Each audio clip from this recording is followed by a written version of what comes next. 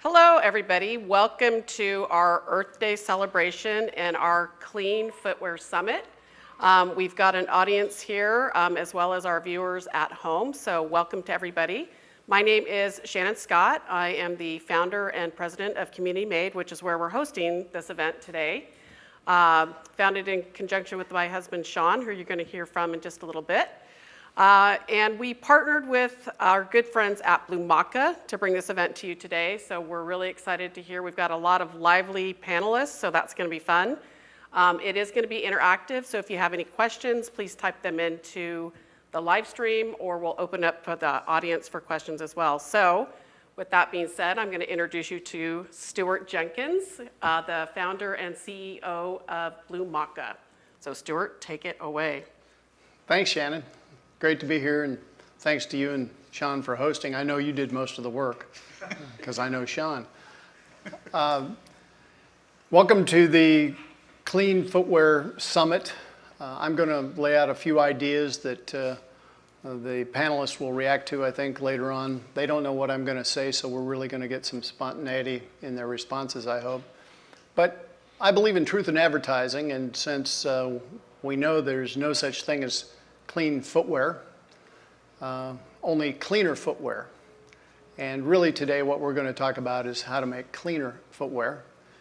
And my sense is that that is going to result from a lot of people making individual and collective choices.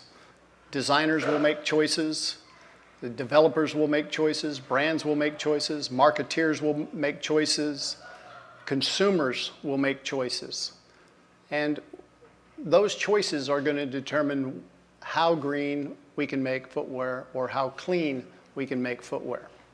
And I think that my sense is there's a few areas that are really important to focus on. One is what are shoes made from? What is footwear made from? And there's been a lot of focus on that. And I applaud my friends at Bloom and Sweet Foam and others who are really focusing on what are the materials that we're using.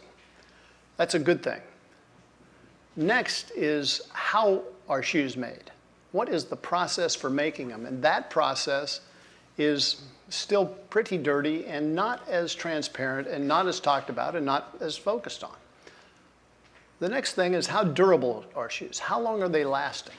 How long is their protective life? And the cleanest shoe is the one that really lasts the longest and does its job for the longest period of time.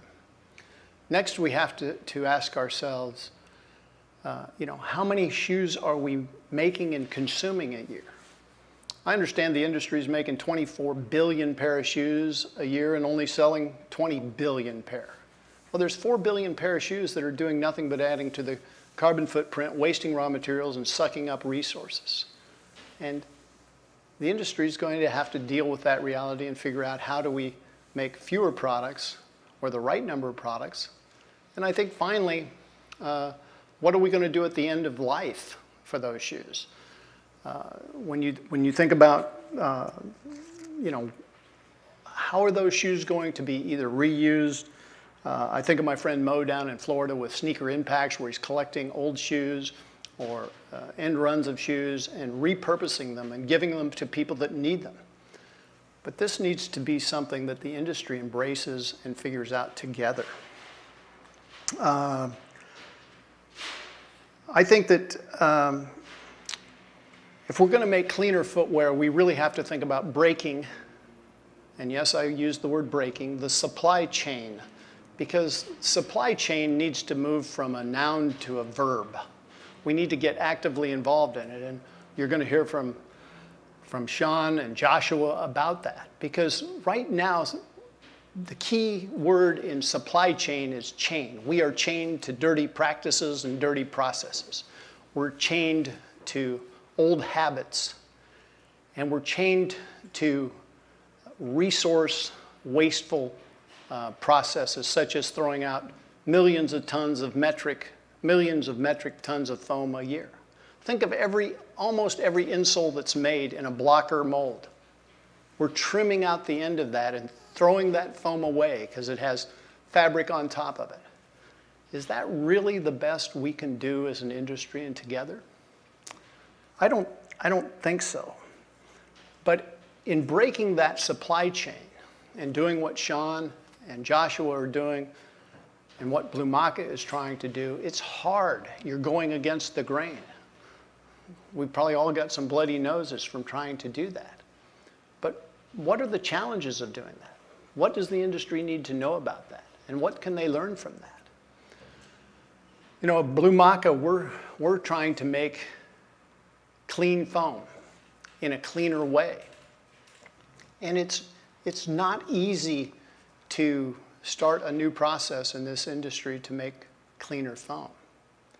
So, you know, those are a few of the things that I think about when I'm trying to think about how do we make cleaner shoes.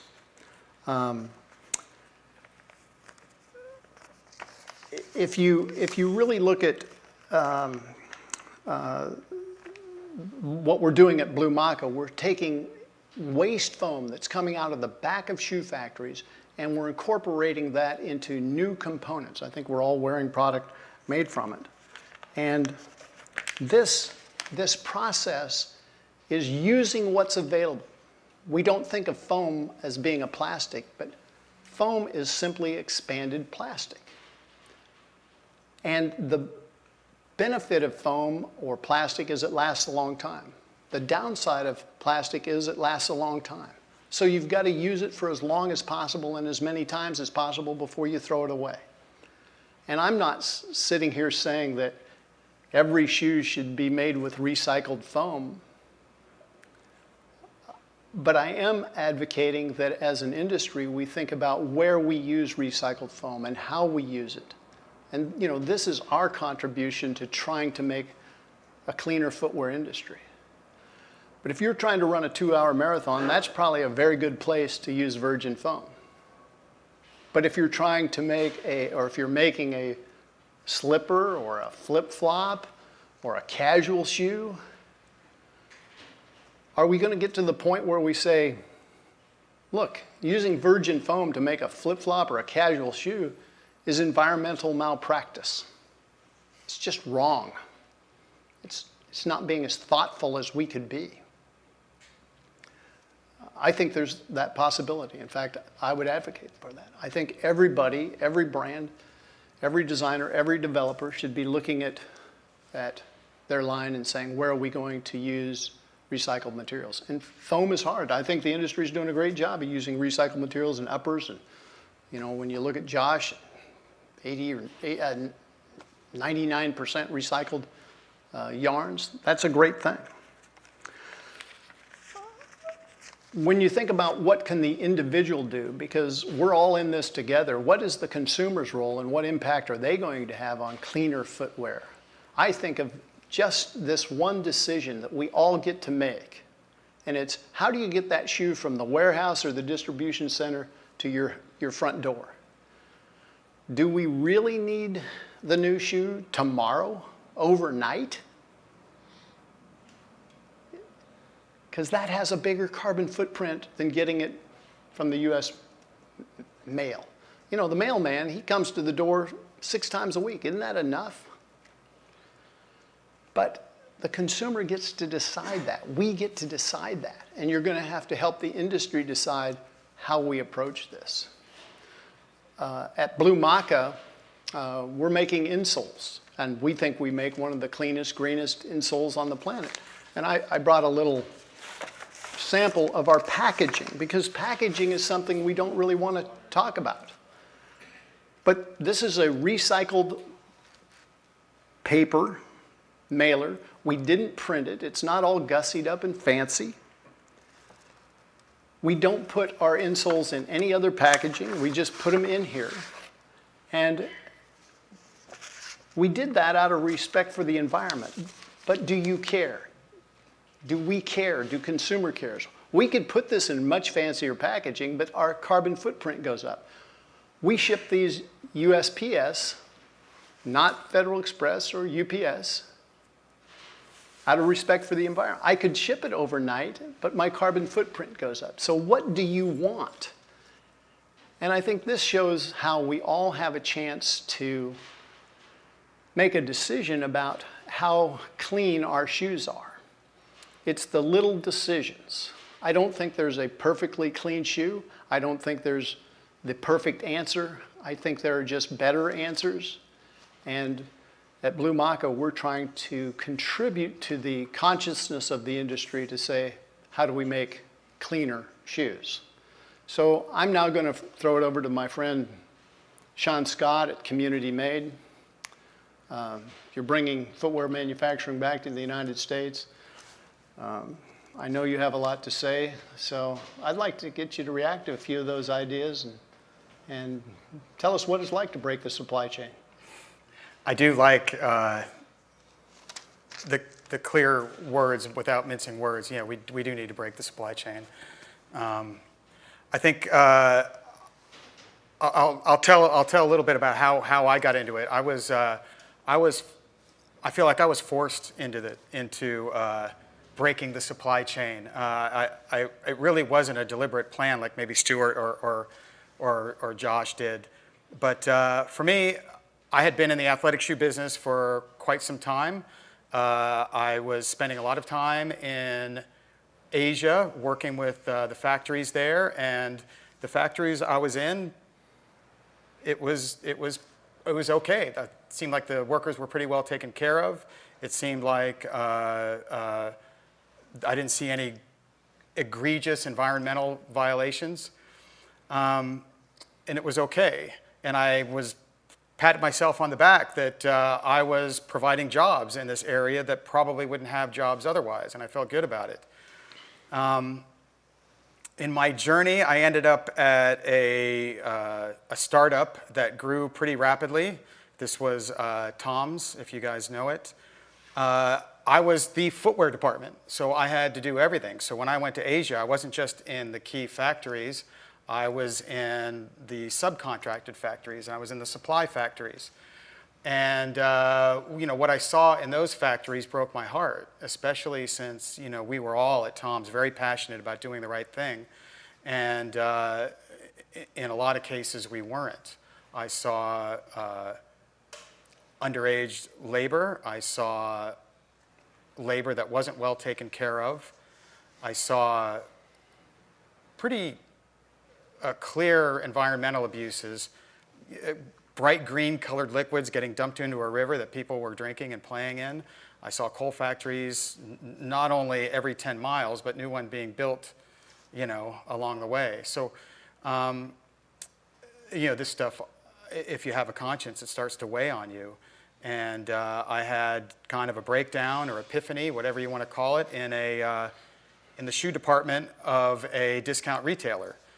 And I saw shoes there that looked really great for the price point, and I just asked myself, boy, how are they able to do this? I was doing the same shoe for twice as much money. How are they able to do this? And all at once, it took 25 years, but all at once I understood that the way they're able to do that is by shortchanging people and the planet.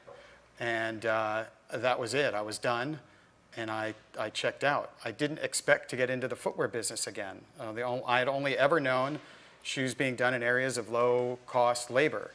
And at that point in time, I think it was like 98% of footwear was coming out of China specifically. But the idea wouldn't go away. And I started thinking about what it would be like to have shoes made nearby. And for one, I wouldn't have to get on a plane for 13 hours every time I wanted to look at samples. So there was that. But when I got away from the selfish reasons, there was also faster to market. There was more adaptable production. There was, and now we get into the sustainability aspects, there's less waste because you're building things closer. You have the opportunity to do just-in-time production made to order. There isn't that 20% waste that Stuart mentioned at the end of the line. And of course, that saves money as well. There's the opportunity for circularity. If you're going to be, which is the thing we should all be talking about, and a lot of us are, but if you're going to talk circularity, you can't be talking about the end-of-life product going back over to Asia to have it circularized. So it starts to make a lot more sense from a business, human, and planet perspective to be building things closer to where we are. When we talk about breaking the supply chain,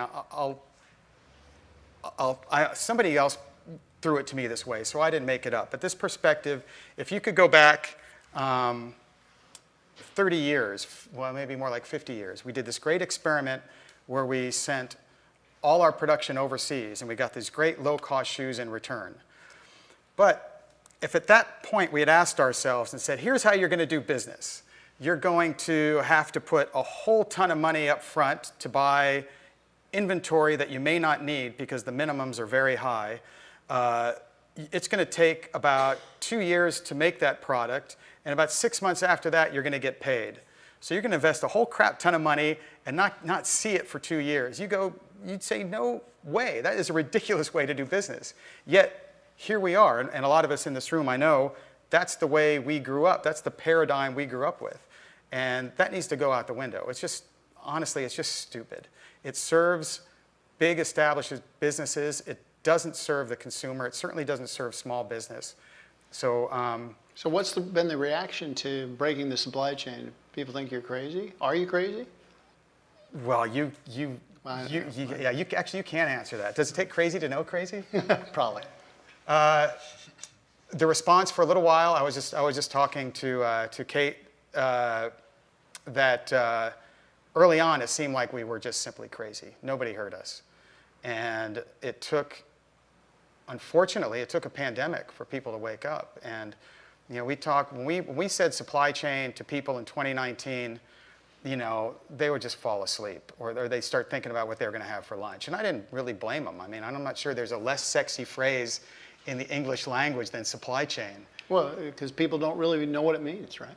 They do now. Yeah. Yeah, I mean, that was the comment. But they do now, because everybody has a personal relationship to supply chain. So if you could wave your magic wand and say, what do you think the top 1 or 2 things we can do to have a greener or cleaner footwear? Is it this, local to local manufacturing? I think it's a combination of things. I think it may start with what you guys are doing. It may start with designing products that are made to be sustainable, thinking about end of life at the beginning of life. Mm-hmm. I do think a very important component of that is making things closer to where the customer is. On top of designing products to be sustainable, you need to think about where the raw materials are coming from and how the transportation plays into all of that. Right now, there are certain footwear companies that are making components in Brazil or other areas, shipping them to Europe for processing, and then shipping them to Asia to have the product manufactured, and then shipping it back around the world. I think that stuff needs to change. So I think we do need to start with what Blumaka is doing, designing things for end of life at the beginning of life, and then we do need to think about how we make things at that point. Well, I think that's a good transition into our friend Joshua Katz over at KX Labs. I mean, you're living this. You've put your money where your mouth is. You're one of the few people I know that has actually built a shoe factory in the United States of America in the last 10 years, let alone the last year. Can you tell us about that journey and breaking the supply chain and your vision for cleaner footwear? Sure. First of all, thank you, both of you guys, for having me here.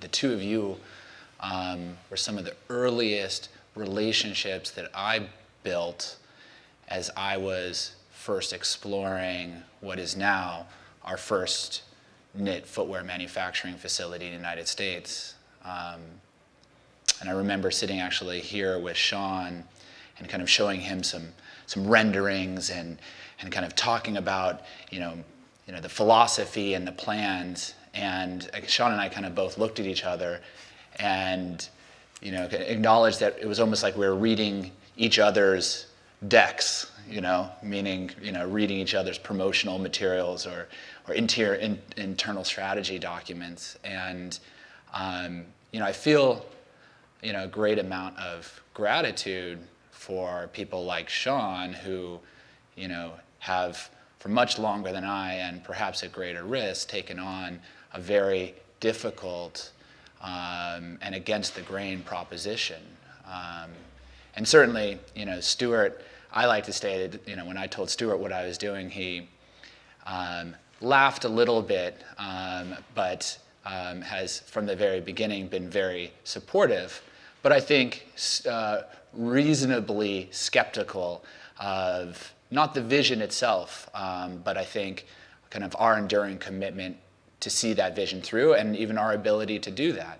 And although we, with KX, we are still literally day one as of today, meaning we just got our final permits on our first facility yesterday. And by the way, I was there this morning, absolutely, completely, and totally blown away. Yeah. Everyone in the footwear industry should go and see that facility. No, we don't want the secret to get out. Okay, it's a Yes, secret. we Don't go. we do want the secret. We do want the secret to get out. In fact, it's. So why is it the future of footwear? I'd be hesitant to say that our facility, our process, or even our team is necessarily the future of footwear. I think, as you guys are acknowledging, is that we all have to be very much a part of the future of footwear, or at least our collective and aligned vision for what the future of footwear can look like. So I'll answer that in a moment, but I know I've kind of skirted the initial question is, what is KX Lab? What is KX? What's the company? At its core, it's a knit footwear manufacturing facility right here in Los Angeles, just about 5-6 minutes away from COMUNITYmade. And it's no accident that we built our first facility here in Los Angeles.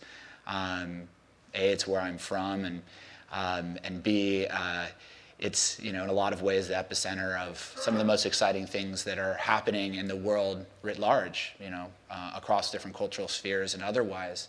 And also, what I've noticed is that it also happens to be an epicenter for some of the most interesting and progressive things that are happening in footwear. Obviously clear acknowledgement to the long histories and incredible innovation that comes out of the Pacific Northwest and Boston, but there's a reason why a lot of those people are opening up their design centers, their innovation studios, all down here. So as a knit footwear manufacturing facility, our basic premise is that, whether it's knit footwear or any other product, is we believe that products should be built, closer to the people that design those products, closer to the people that ultimately consume those products. It's over the last 50, 60, 70 years, collectively we've contributed to a systemic problem and a cycle that we're in where it's hard to do that. And the pain isn't just experienced by the environment. The pain, as you guys were saying, is experienced by the people that are designing the products. And downstream, whether they know it or not, the pain and the effects of that is experienced by the broader consumer set. So by creating a knit footwear manufacturing facility in Los Angeles, and by bringing in the people and products closer together, our hope is to speed up the time that it takes to develop a new product, while at the same time allowing that development process to be not just more efficient, but create less waste, whether it's wasted time, wasted Zoom calls, wasted DHL packages going back and forth from facilities to facilities. Or jet airplane tickets.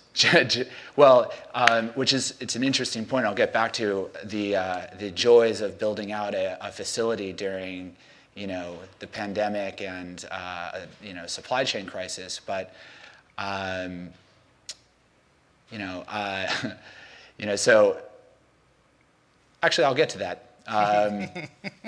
Because the urgency of this issue, I think, in this context of the last couple of years, has only created more of a need, I believe, for what it is that we're doing, right? And previously, you'd kind of make the joke about not letting or not wanting the world to know about it, or wanting the world to know about it. From the very beginning, the idea was that we wanted this to be both physically and metaphorically transparent. by being able to show how things are made and where things are made versus having to hide the terrible circumstances in which the components and full shoes and other products are made, not only allows us to give people like Sean an opportunity to make things responsibly and transparently and be able to tell a story that extends on the existing story that he's been building for a while, but the hope is that it also proves a point and puts the pressure on other people who are every day making a choice about how and where they make the products. So I have a question. Yeah. You're making uppers out of 99% recycled content, something like that? So about 98% of the yarn that we use is from recycled polyester or recycled rPET. So in the spirit of how do we make cleaner shoes, with what you know today, Josh, is there any reason on earth that any footwear company needs to make an upper that is not 80 or 90% recycled content, or if it's not leather? Stuart, you've been in the shoe business longer than perhaps I've been alive, so you had to throw that in, didn't you? Ooh. Yeah, so I would be hesitant to make any such grandiose or aggressive claims about what businesses should or should not do. The reality is there are certain things that, similar with foam, there are certain circumstances in which certain materials that cannot be recycled or coming from a post-consumer source, where they deliver value in a way that they need to deliver value. That said, similar to with Blumaka and with recycled foam versus virgin foam, not every shoe needs to accord to the same durability or performance standards of a shoe that's designed for a 2-hour marathon. And so a lot of it comes down to using the right tools for the job. The problem is, historically, in the US or even otherwise, the tool and the job have been so far apart from each other that it's been very difficult to figure out if it is the right fit or if it's not. Well, I love that answer, because it says, if the only tool you have is a hammer, everything looks like a nail. Yeah. And if we're going to make cleaner shoes, we have to be realistic that they can't all be recycled foam or all recycled upper. It's better choices, but there are choices. So I really appreciate that answer, because that feels right to me, even though I've been in the industry longer than you've been around. With all due respect. So why don't we move now to our friend Todd Copeland from Copeland Environmental Consultancy. I got to know Todd when he was working in material science and sustainability with a little company in Ventura, California called Patagonia. He's gone on his own. He's done some LCA work in all transparency for Blumaka. But measuring what we're talking about, because cleaner, greener, sustainable, all of these fuzzy words, a lot of marketing people like to use them. And what you're talking about is how do we measure them, what should we be measuring, and what does that mean to the planet, and what does it mean for decision making? So Todd, help us understand how we should be thinking about measuring things like carbon footprint and water, and what's important, and maybe what we can do to do a little better. Sure. Thank you, Stuart. That's an easy question. For you. Well, maybe I'll just introduce myself. I'm Todd Copeland from Copeland Consultancy. I have the least amount of footwear experience in the entire room, and I'm really honored to be on stage and be invited to chat with these folks here. They're doing really innovative stuff. I started my career in engineering as a polymer and textile chemist and did a lot of materials R&D. And then I shifted and kind of started to use all of that information for the good of the planet, for sustainability. That was where my passion was, and landed at Patagonia, not by chance, and got to work on things like looking at the full life cycle of a product. What inputs are we using? How do you identify preferred materials? Going on to what are the chemicals that are used in those materials, and how do you go towards a green chemistry? And then thinking even at the end of life, how do we design for the end of life? How do we bring things back and go full closed loop? So I think I was lucky to get to work on some of those projects before they were so commonly discussed, and spent 14 years at Patagonia in various roles of sustainability. And then at some point focusing on supply chain, which I'm so glad was talked about already, because usually not the sexiest topic, but it's where a lot of those impacts happen. The majority of the environmental impacts, the social and labor impacts of making stuff is back in the supply chain. And a lot of companies don't even really know their supply chain that well. So when it comes to sustainability, a lot of times the first thing I say is know your supply chain and get to know them better, because once you start wanting to make things better, I mean, the material choices sometimes can be done without knowing too much, but when you get into more details, it's all about who's making it and where are they making it and how are they making it. So, back to the question about measuring, I think, people talk about LCA, which is life cycle assessment. It's a good tool to understand sustainability hotspots. It's thinking about the whole product life cycle, from extraction of raw materials to making materials to making finished products to, how do you retail it, how do you use it, how do you care for it, and what happens when you're done. And it's good to think about it that way, and you can potentially identify what the impacts are throughout that life cycle and not just focus on one or two of those. So I think it's an important exercise. I don't think it's the source of all truth. There's also different things you can measure. We've been talking about carbon footprint, GHG emissions, and climate change and all of that. But there's tons of other things that are relevant. So I know climate is important. It is absolutely critical that the entire world focuses on solving this problem as quickly as possible. It affects everybody, and everybody's part of the problem. But there are a lot of other problems too. We got water, we got pollution, we got biodiversity, deforestation. These are all issues as well. And the list could go on and on and on. I'm not saying don't focus on climate, but we need to focus on other things as well. So when you say focus on climate, that's carbon? Yeah, sorry. Okay. Carbon and GHG emissions and I was however the else half you of the want to class say that made the top half possible, so I just wanted to be clear here. Let's try not to talk jargon. So I would say it's important to decide, try to think about what is important. When I consult with companies now as an advisor, we usually start with something called a materiality assessment, which is what environmental or sustainability aspects are most relevant for your company. And it is different depending on the product you make and how the company is put together, and even who's running it. What do they really care the most about? And we'll find that it's slightly different for every company. But the idea is that you want to focus on the issues that are most relevant for your company, your products, and then where in that life cycle are the biggest hotspots. And so if you can do that, I think then you can be more effective on measuring better, reducing impacts, innovating about where you should be innovating on new ideas and new ways of doing things. And then finally, how are you communicating about it? Because I think greenwashing is a real thing. It's the idea that companies are talking about sustainability and they're not doing sustainability, or they're not doing as much as they say they're doing. So focusing on carbon is a good thing, I think. I think we got to give a lot of credit to people who have led that charge of reducing carbon footprint. And it seems to me the industry is doing a fairly good job of that. What would you say in footwear would be the next one or two things that we should add to it, not replace it, but add to that good work if we're going to be reporting and helping make a cleaner shoe? Sure.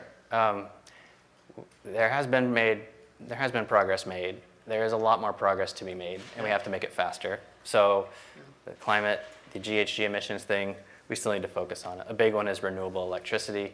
Another one is being more efficient.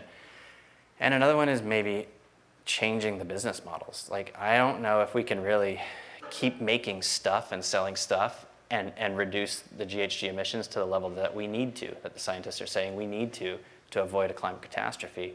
So thinking about, do we really need to just make however many billions of shoes are made each year? Can companies be profitable without making new stuff?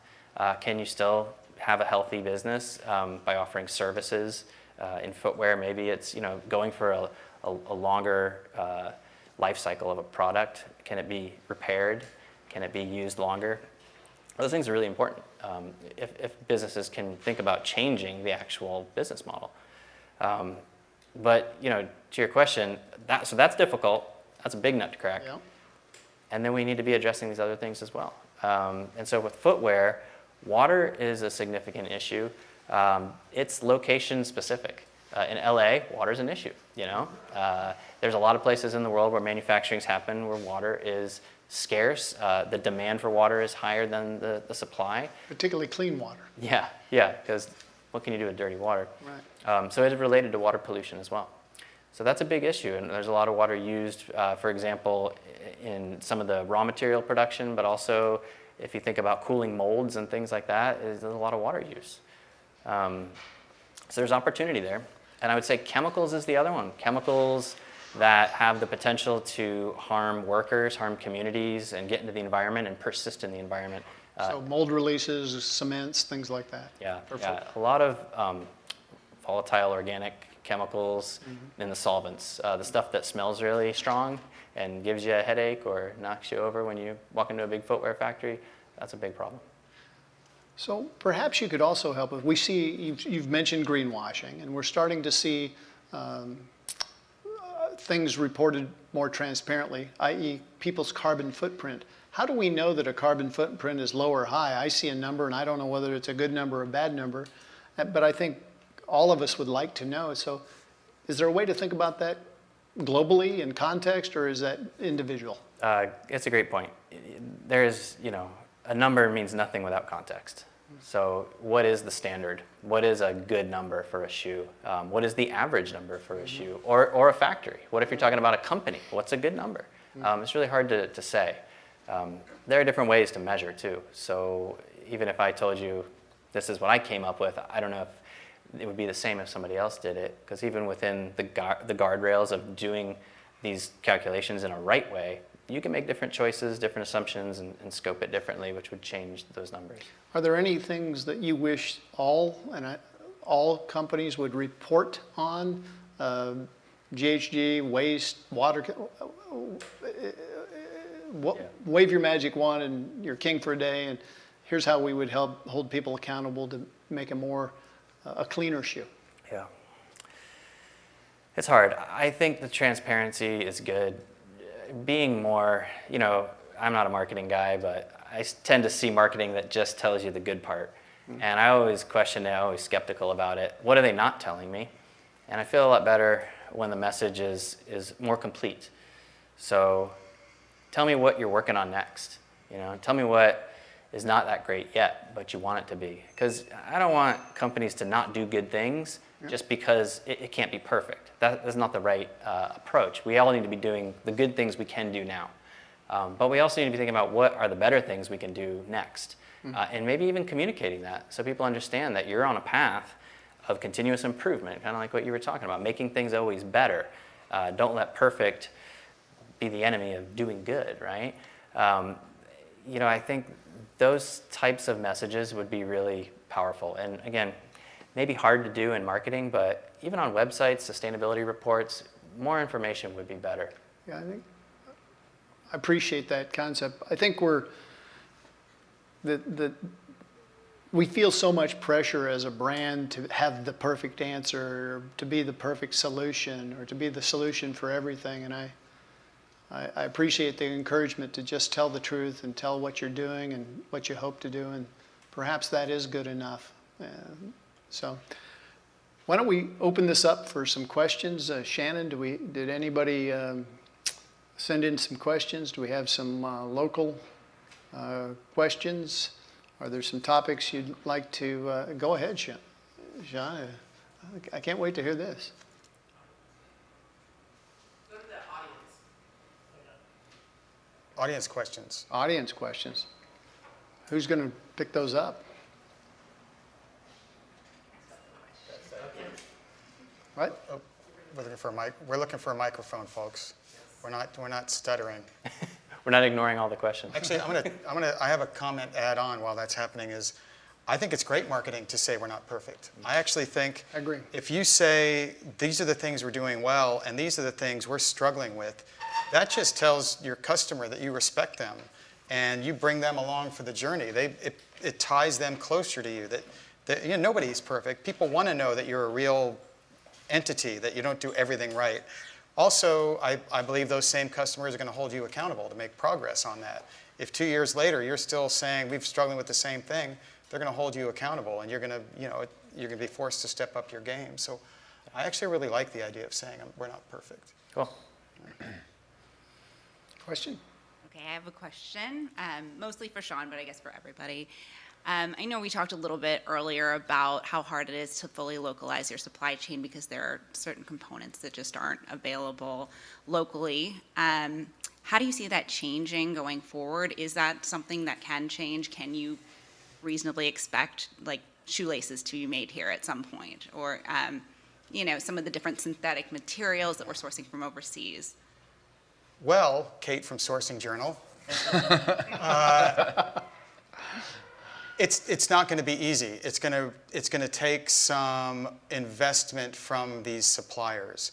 So I do think it's easier now than it was a few years ago to go to a shoelace supplier and say, look, there is a clear movement of businesses, footwear businesses, bringing their business, nearshoring their business.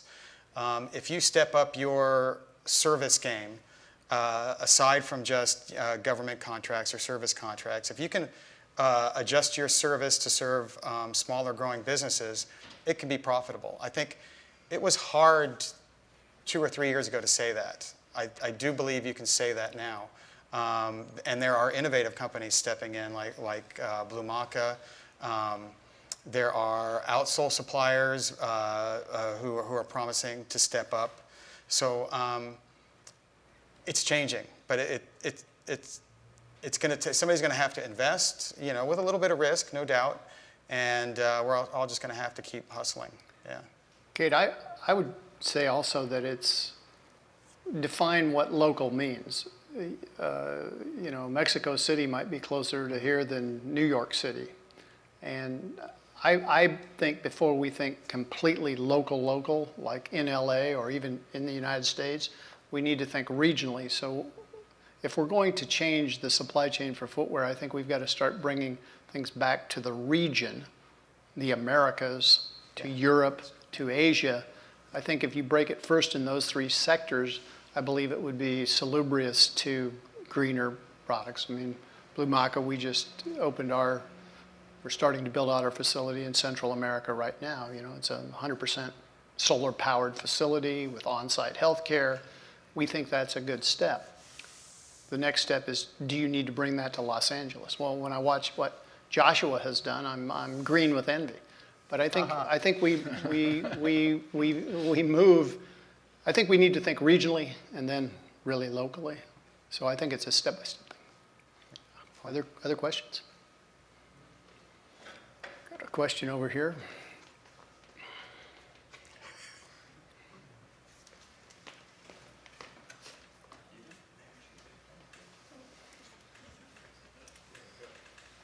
To all of you. There are big national brands, athletic brands that we all know, that create, I would say, confusion among their consumers by marketing their green initiatives. So as a consumer, I buy that shoe because they're saying, yep, we're more green, we have our standard, and we're the best at it. And how do I know as a consumer they're actually doing anything? There is no standard that I'm aware of, and how do we make consumers aware? We can be talking all the sustainability we want, but until the consumer gets it, it's going to be really challenging. My sense of that, David, is that we need to be careful to look at this glass either half full or half empty.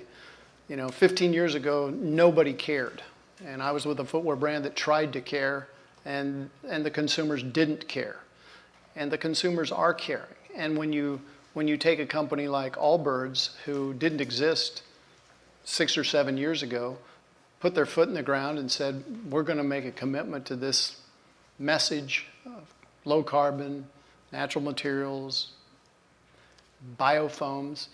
You know, they're now a very valuable and respected company because they put their foot in the ground. So what I would say is I think the industry is moving in a very positive direction. I think it can be confusing, but if we're going to win, these big companies need to support small brands and small innovations that are going to lift us up. They're going to need to support the change with orders because innovation generally comes from smaller organizations, and that doesn't necessarily transition into big companies well, and they need to embrace those things because that's what's going to lift up the industry. Continuing to go back to the broken supply chain, I don't think is going to work. I was going to say, you know, similarly, I think it's a good thing that they're doing these initiatives, and I would just try to say, you know, does it really resonate? Are they really focusing on the biggest issues here, and maybe not just product by product, but what are they doing as a company? Are they really committed to making significant improvements in their total footprint? And are they just talking carbon? Are they talking about these other really important areas like water and chemicals and pollution? You know, and what's validating that? You know, because there's not a lot of regulations that are requiring this stuff. So a lot of it's voluntary, and that's where it's a little wild, wild west. So are there standards out there and certifications that they're aligning with? What are the existing or leading standards and certifications that would be accessible to larger brands and smaller brands and businesses that you would be a proponent of, or if one does not exist, how would you fashion that? Yeah, there are a lot. So I think sometimes it comes down to what are you talking about. If you're talking about recycled, then do you have a recycled certification? There are a few that exist that are better than not having a certification. None of this stuff's perfect. You know, How does a consumer know if one recycled certification is more legitimate than the other, or is simply a self-appointed arbitrary certification? it's hard to or know. otherwise. I would say if they really want to look into it, there are kind of groups that are more interested in protecting customers, people, and the environment that rate these things. They rate companies, and they also rate standards. And you can look at what they're saying and see, you know, which ones are kind of bubbling to the top. I think that's about the most independent review that you can get. I think the best standard is ethical and moral leadership that cares. And that's going to matter more than any outside third-party certificate. Is that a Stuart standard? It is. But if everybody says that that's what they are, I it's know. hard to But take a self-declaration. But it will certainly transcend, you know. I agree, yeah. You know, it's, what is it, statistics and liars or Right. something, you know. Yeah, but, I mean, but part of my question was about also its accessibility to these, you know, legitimate third-party validations for businesses of all types and sizes, right? But it's also, I mean, simply the fact and the way that you have to answer that indicates that accessibility to consumers requires research, a vetting process, and then a subjective evaluation based off of that data that has been collected through the confusion of marketing and all the above to then make a personal decision. Seems to me like, you know, that's a fundamental problem. And Well, to get certified, you have to pay somebody. You This is pay my- somebody this to is- be certified. It's like, this is my point, right? it's like you get to pay your professor for your grade a little bit, and I'm not sure that that's the Understood. best, but it's better than nothing. It's better than nothing. And I think it's, again, progress and not perfect. Do we have other questions? I've got a question for the whole panel. My name is Kevin, and I've been in the industry longer than Josh has been alive as well. Thank 24 years. Thank goodness. Times two. The question would be, you're really trying to drive change, and have you been approached by any of the university programs or design academies, Art Center here in Pasadena, the sports marketing program at U of O out of Portland, where you can have an influence on these young people that want to learn the industry versus trying to change a shoe dog's mind. I mean, you can change, a dog can learn a new trick, and some of us are evident of that.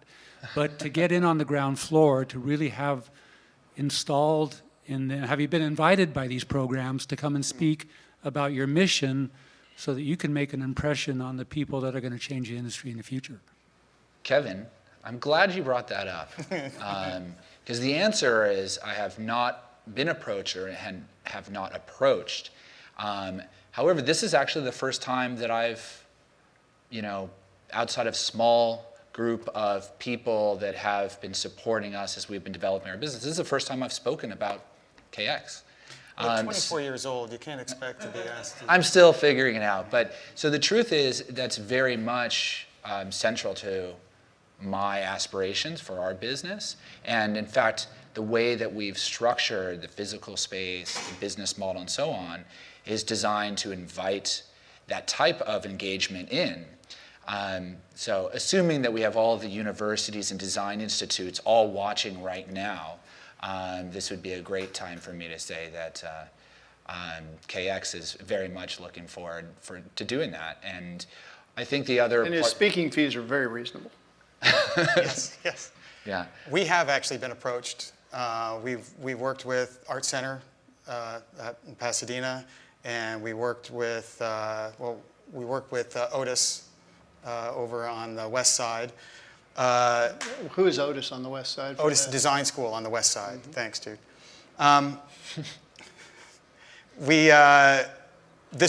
It wasn't deliberate. It came out of networking. I think all of us here, where most of the world doesn't know we exist. Most of the world doesn't know that there is innovative, sustainable footwear practice happening here in the U.S.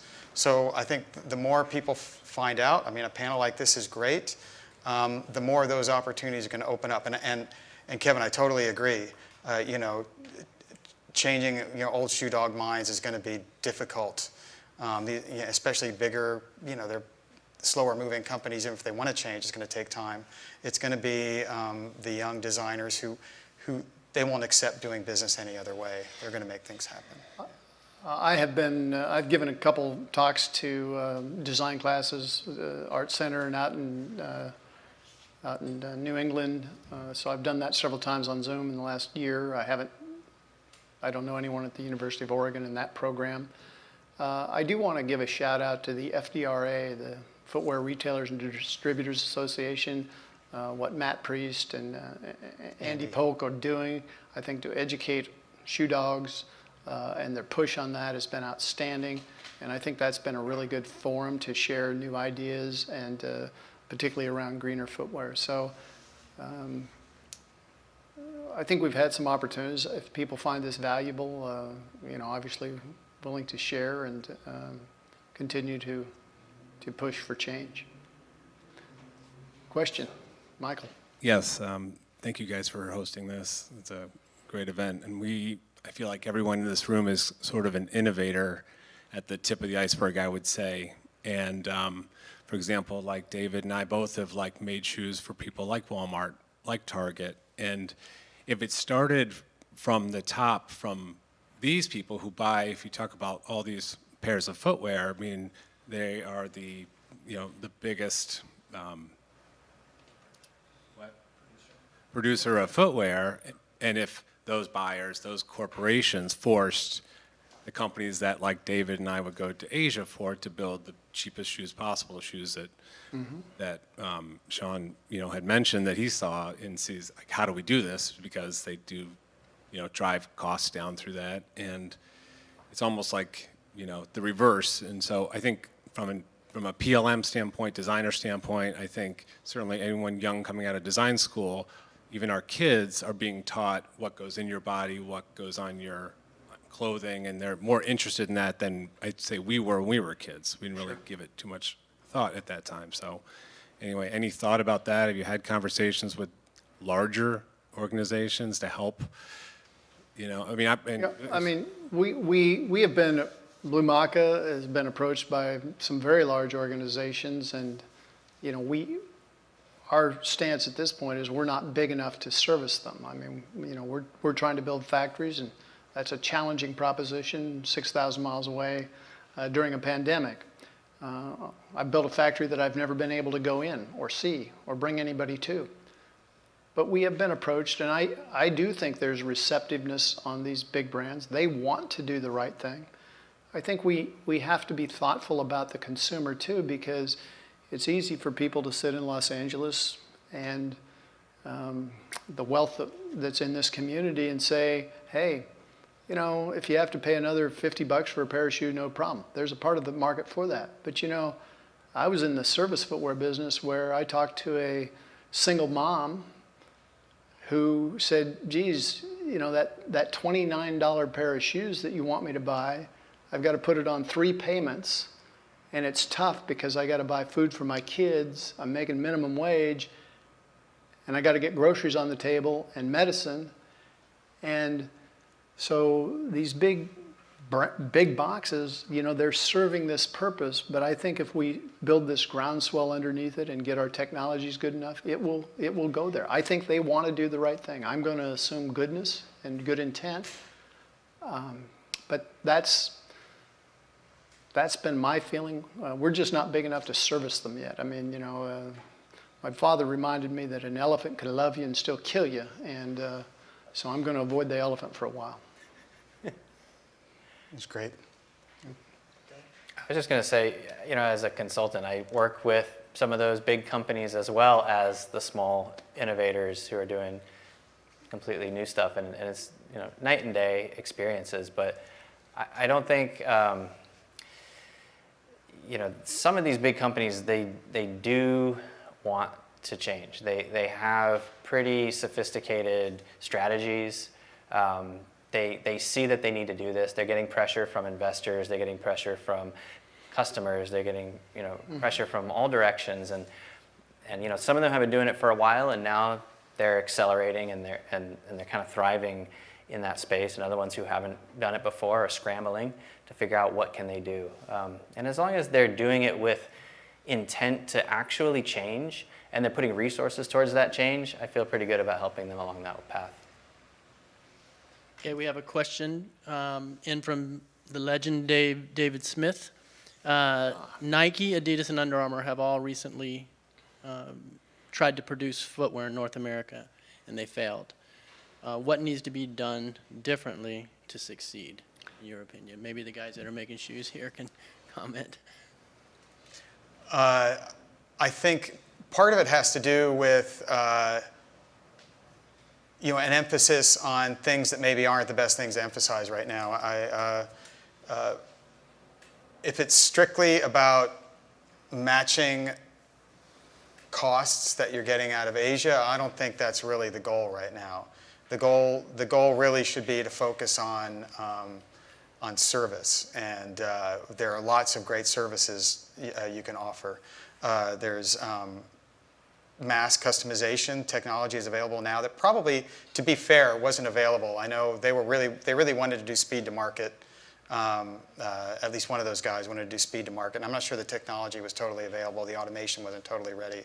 So, I mean, they should get some credit. Honestly, they should get some credit for making the effort. But I think a lot of credit, actually, for making the effort.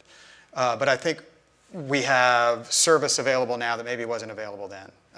Technology that allows mass customization, that allows personalization, and then focus on adaptability, that you can test market a product before you go and mass produce it.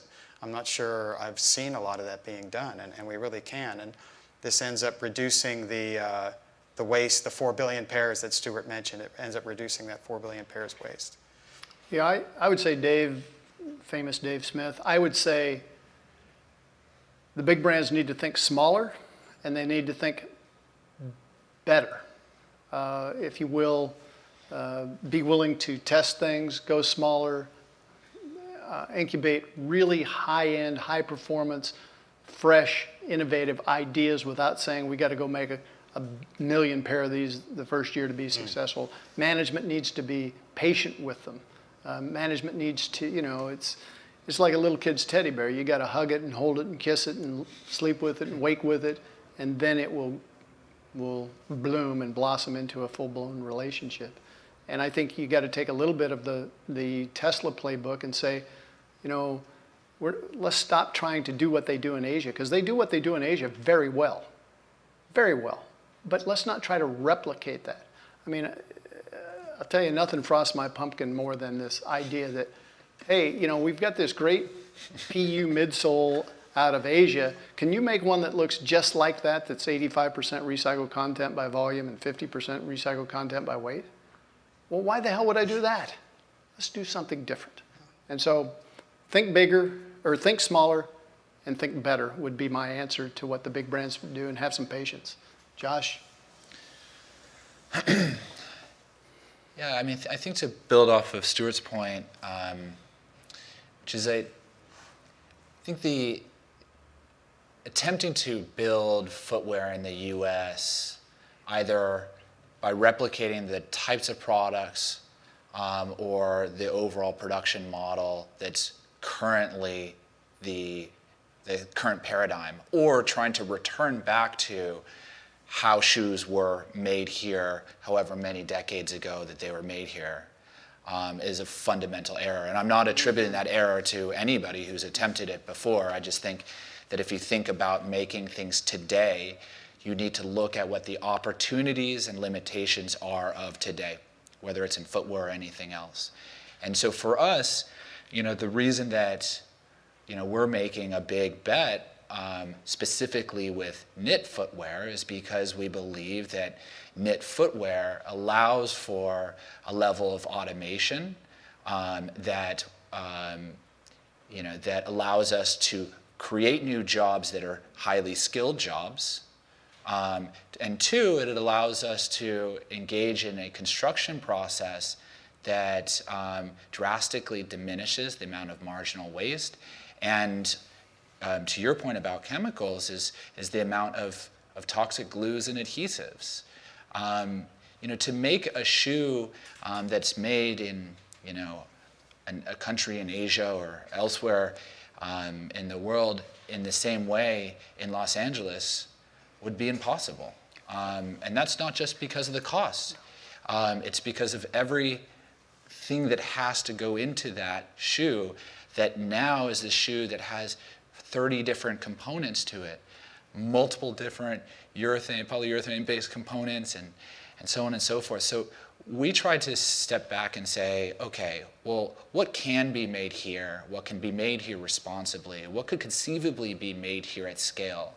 And then what are those parameters? What are those limitations? And then how can we operate and thrive within those parameters versus trying to replicate or get as close to the item, for example, the EVA midsole that is made cheaply and en masse in Asia. Well, and that's the experiment, and that's the question. That's the experiment. But we've got a pretty strong thesis on it. I think that's a brilliant point. I mean, there's a reason that footwear got offshored, because it's a dirty, nasty, filthy process that requires a lot of labor that's expensive. If we're going to bring footwear back to the United States, we need to onshore thinking, intellectual property, new ideas. We can't simply onshore or reshore all of the crap that we offshored. And Josh and Joshua, what you guys are doing is you're onshoring intellectual property in a very thoughtful way and not onshoring all the problems that we offshored. Now, idealistically, we'd like to say now that will go to Asia and so forth. So that's where we are. I'll add one more thing, and actually, Sean, you brought it up. It was that idea of circularity. If you're producing locally in your market, you can create circular products. And so that's something that these big companies should be thinking about. To really focus on their footprint, they need to start thinking about how do they service their customers in a new way. And if you have a factory in the local community, you can do that. And that becomes very interesting. Well, I want to thank everybody for coming to the Clean Footwear Summit or discussion. This is meant to be an ongoing dialogue. We'd like to have it next time. I'd like to have I love all these guys and respect them, but I'd like to have a little more diverse panel. We kind of got shortchanged on gender equity this time, but we'll keep this discussion I'll do my going. best Well, for the next time. yeah, I'm just glad you copied my haircut. But anyway, we're delighted to that you've joined us in this. We hope it's stirred some thoughts. I would like to close with a quote from my mentor when I started in the footwear business 45 years ago, and he said, "The most valuable and abundant resource in the world are ideas, and they're free. All you have to do is think." And I believe that that is both true and brilliant and profound. And as we think about making cleaner footwear, let's just keep thinking and let's invite everyone into that thought process, because together we can make better decisions day by day and make better, cleaner footwear. Thank you so very much.